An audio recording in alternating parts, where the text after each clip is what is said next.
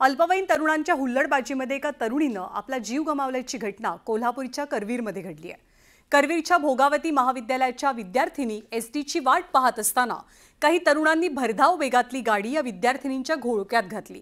यामध्ये एका विद्यार्थिनीचा दुर्दैवी मृत्यू झालाय तर 3 मुली गंभीररित्या जखमी आहेत। या सगळ्या प्रकरणी कार चालकासह दोघांना अटक झाली आहे।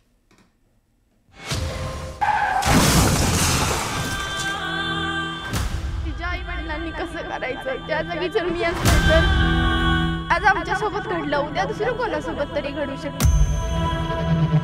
तिची पूर्ण कपडे फाटलेली, तिने एकदा जे डोळे उघडले त्यावर त्या मुलीने डोळेच उघडले नाहीत। तिच्या आई वडिलांनी किती हे करायचं, यायचं का नाही कॉलेजला।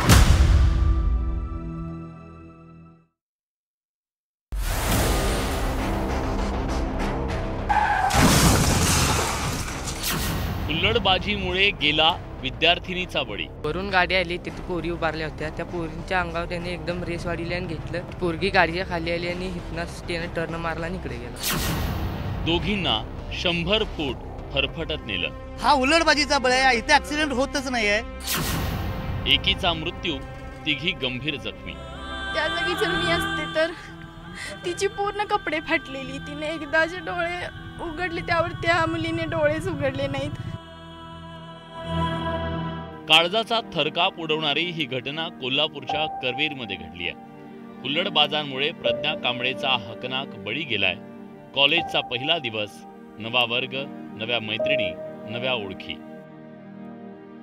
पहिल्या दिवशी मैत्रीण मिळाली, पण हुल्लडबाज तरुणांच्या स्टंटबाजीनं प्रज्ञाचा जीव घेतला। आज पहिलाच दिवस होता कालच आलेलो आणि ती पण मुलगी आताची हे झाली का नाही, तिला 4 दिवस झालं गेले बरं नव्हतं। तिचे वडील घरातच होते, 4 दिवस झालं त्या मुलीला बरं नव्हतं आणि काल ती मुलगी आपल्या वडिलांना म्हणली की मी आज जातो म्हणून, आणि ती घरातनं निघून कॉलेजवरती आली आणि तिचे वडील गेले कामावरती आणि त्याच दिवशी इथं ते घडलं आणि नेमकी तीच त्यात सापडली।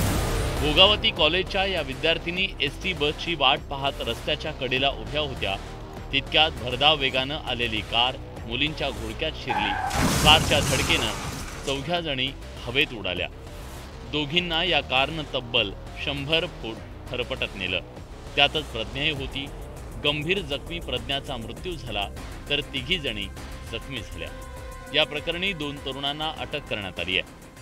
आम्ही 1 वाजता सुटल्यानंतर इथं आलो, स्टँडवरती उभारलो। ते पण आम्ही पूर्ण कॉर्नरला नव्हतो, इकडं साईडला उभारलेलो। आमच्या लक्षात पण नाही आलं, वरनं ती गाडी इतक्यात आली आणि त्या गाडीने एकदम असं उडवलं सगळ्यांना आणि मी तिथं मध्ये रस्त्यात पडलो। माझी ही उजवी साईड आपटली डोक्याला, त्याच्यामुळं मला काय कळलंच नाही। त्या मुलगीची पूर्ण कपडे फाटली आणि ती पूर्ण इथंपर्यंत आली। त्या 2 मुली त्या गाडीबरोबरच पुढे आल्या आणि मी तिथं मध्ये पडलो। शाळा कॉलेज परिसरात रोड रोमियोंचा त्रास विद्यार्थिनींना सहन करावा लागतो। इथेही तोच प्रकार सुरू होता। पालकांनी वारंवार तक्रार करूनही त्याची दखल घेण्यात आली नाही। पोलिसांचं निर्भया पथक या भागात कधीच फिरकलं नाही। त्यामुळे या रोड रोमियोंना कुणाची भीतीच उरली नव्हती। आमच्या मुली दररोज कॉलेजवरून घरी येताना रडत येतात। अतिशय वाईट अवस्था आहे। मुली घरी आल्या की मुली रडत बसतात।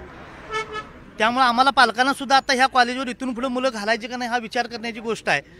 आणि मी माझ्या स्वतःच्या ह्या कॉलेजवर गेल्या वर्षीपासून ते यावर्षी या 2 वर्षामध्ये स्वतः मी 10 तक्रारी केलेल्या आहेत। फक्त कॉलेज काय म्हणते, गेटच्या आत काय असेल तर आम्हाला सांगा। कॉलेजमध्ये शिकणारी कमी आणि बाहेरचे लोक त्यांच्यासोबत येतात आणि मुलींना छेडछाड करतात। जाता जाता मुलींना छेड काढतात, जाता जाता। हे आम्ही पिक्चरमध्ये बघत होतो, पण प्रत्यक्ष आम्ही पाहिलंय। मी 4 ते 5 दिवसापूर्वी प्राचार्य साहेबांच्या केबिनमध्ये गेलो होतो तक्रार घेऊन। आत्ता 5 दिवसापूर्वी हळदी गावामध्ये जवळजवळ 100 मुली स्टँडला उभा असतात आणि त्या मुली एस टीमध्ये चढतावेळी मुलांची गर्दी ही मुद्दाम असते। ती मुलं कॉलेजला निम्मी नसतात, 50% काही छेडछाड करण्यासाठी असतात। कॉलेजपासून पोलीस स्टेशन 30 किलोमीटर अंतरावर आहे। या धक्कादायक घटनेनंतर 24 तासांनी पोलीस पंचनामा करण्यासाठी घटनास्थळी दाखल झाले। पोलिसांनी तात्काळ दखल का घेतली नाही असा सवाल नागरिकांकडून उपस्थित केला जातोय, तर कॉलेज प्रशासनाकडून जबाबदारी झटकण्याचा प्रयत्न केला जातोय। महागड्या गाड्या घेऊन कुणाच तरी लोकांच्या घ्यायच्या, स्वतःच्या पण नसत्यात। महागड्या गाड्या घेऊन जायचं आणि त्या मुली इथपर्यंत पोहोचतोपर्यंत त्यांच्या 3 एरझाऱ्या होत्या. कालची जी घटना घडली ती स्टंटबाजीच्या हेतूनच आपली स्थानिक नागरिकांनी आम्हाला माहिती दिली की अशा प्रकारे मुली 100 मीटरपर्यंत फरफडत नेली गेली तिला. अतिशय खेदजनक ही घटना आहे. निर्भया पथक नेमलं जातं पण त्याची इथं कितपत त्यांनी इथं आलेत आजपर्यंत तरी आम्हाला तर दिसलेलं नाहीत की इथंपर्यंत आलेलं आहे. इथं कोणत्याही प्रकारचे CCTV नाहीत किंवा बस स्टॉपला उभारतात मुली पण बसण्यासाठी त्यांना जागासुद्धा नाही. मुली उन्हात पावसात 2-2 तास इथं वेटिंग करतात बसची. जे काही औषधोपचारासाठी लागणारे पैसे ते विद्यापीठामार्फत आमच्या महाविद्यालयामार्फत आमची चांगल्या पद्धतीनं त्यांना द्यायचे करू. परवा आमची नुसतीच चर्चा झालेली आहे. विद्यापीठाकडून साधारण 1.5 लाख रुपये, त्याचबरोबर आमच्या कर्मचारी शिक्षक वर्ग परत मंडळ या माध्यमातूनही चांगली मोठी रक्कम द्यायचा आम्ही प्रयत्न करत आहोत. कॉलेजच्या पहिल्या दिवशी सकाळी घराबाहेर पडलेल्या प्रज्ञाचा थेट मृतदेहच घरी आल्यानं तिच्या पालकांना मोठा धक्का बसला.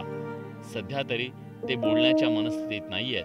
या घटनेनं प्रज्ञाचेच नव्हे तर सर्वच विद्यार्थ्यांचे पालक धास्तावलेत. ही भीती दूर करणं गरजेचं आहे. ज्ञानेश्वर साळोखे, न्यूज 18 लोकमत, कोल्हापूर.